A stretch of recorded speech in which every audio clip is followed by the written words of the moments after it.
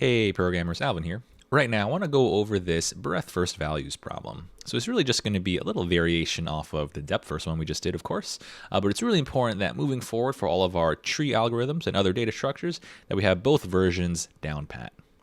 So in this problem, we're going to take in a binary tree, once again, very classic binary tree structure, but this time I want to return an array or a list of all of the values according to a breadth first traversal order.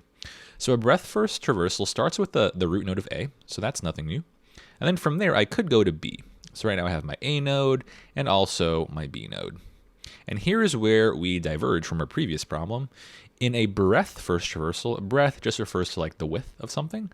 I travel across before I go deeper. So in our breadth first traversal, I'm going to move to C and not D for now. So I add my C node, C value, to my list. And then from here, once I've finished this entire level, and there's nowhere to go across the tree anymore, now I can go downward to the next level. So now I have D, and then E, and then F. So the really important distinction here is the breadth first traversal starts with ABC, whereas the depth first traversal would have started ABD. That's a really, really important distinction. And so how can we go about implementing the breadth first version of this? Well, recall that the depth first used a stack data structure. Well, it is the case that the breadth first is now going to use the queue data structure, really just the partnering version of that structure. And so let's kind of step through that in a more programmatic way. So I'm going to use and track my queue, and just recall that a queue has, a sense of direction to it. I have the back of my queue and the front of my queue. Things enter the back of the queue and they leave the front of the queue, right?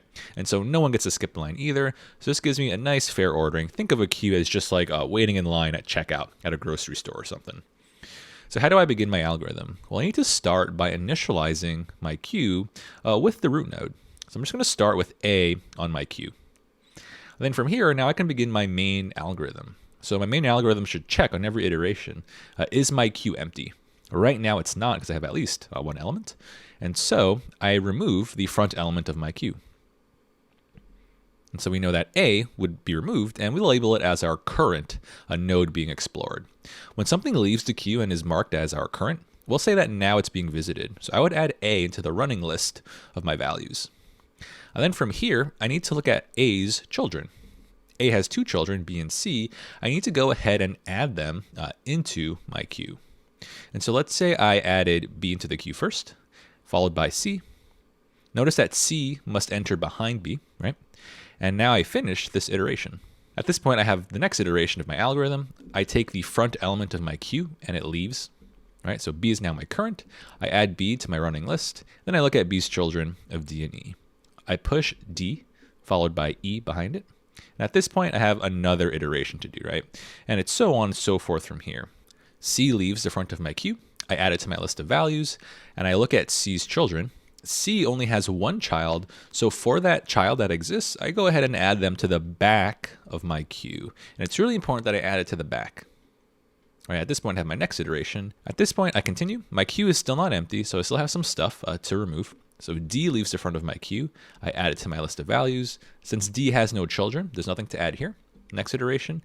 E leaves the front of my queue. I add it to my list of values. No children, so I don't need to add anything.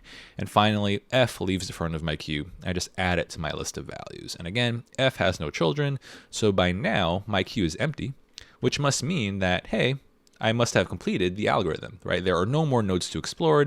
I explored and added every single node to my list of values. All right, and this output actually looks correct, right? I get A, B, C, D, E, F, just like we say. But what about the complexity of this algorithm? So let's take a closer look over here.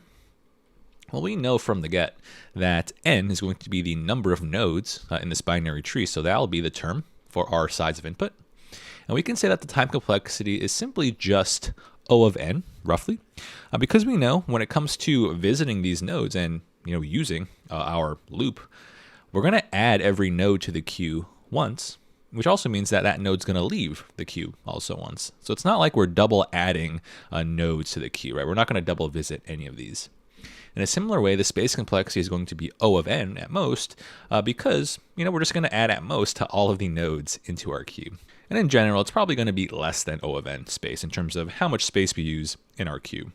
An important thing I'll just mention right now in regards to the time complexity of this one, here we're going to say that the time complexity is O of n, and that's if we can assume that adding something to the queue runs in constant time and removing something from the queue occurs in constant time. So depending on how you implement this, if you use actually a built-in and efficient queue data structure, you will get this O of n time complexity for our breadth first. But if you use a less optimal like data structure, maybe not a perfect queue, then you might have an actual worse complexity. So again, this time complexity of O of n assumes that we have a maximally efficient queue that has O of 1 add and remove operations. With that being said, I feel pretty good about coding this one up. I'll catch you in the walkthrough video, and I'll show you a few different ways to implement this one.